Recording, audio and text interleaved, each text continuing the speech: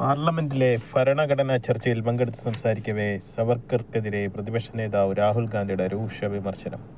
ഭരണഘടനയുടെ ചെറുപതിപ്പ് ഉയർത്തിപ്പിടിച്ചുള്ള പ്രസംഗത്തിൻ്റെ മനുസ്മൃതിയും ഉയർത്തിക്കാട്ടിയാണ് രാഹുൽ സവർക്കറെയും BJPയെയും വിമർശിച്ചത്. നവീന ഇന്ത്യയുടെ രേഖ ഭരണഘടനയാണെന്ന് ചൂണ്ടിക്കാട്ടിയ രാഹുൽ ഭരണഘടനയിൽ ഇന്ത്യയുടേതായി ഒന്നുമില്ലെന്ന് പണ്ട് സവർക്കർ പറഞ്ഞിരുന്നുവെന്ന് വിവരിച്ചുകൊണ്ടാണ് വിമർശനം തുടങ്ങിയത്. കുട്ടിയായിരുന്നപ്പോൾ താൻ സവർക്കറെക്കുറിച്ച് മുത്തശ്ശിയോട് ചോദിച്ചിട്ടുണ്ടെന്നും രാഹുൽ ഗാന്ധി പാർലമെന്റിൽ വിവരിച്ചു. ബ്രിട്ടീഷുകാരോട് മാപ്പിരുന്നാണ് സവർക്കർ എന്നാണ് ഇന്ദിരാഗാന്ധി തനിക്ക് പറഞ്ഞു തന്നതെന്നും രാഹുൽ കൂട്ടിച്ചേർത്തു.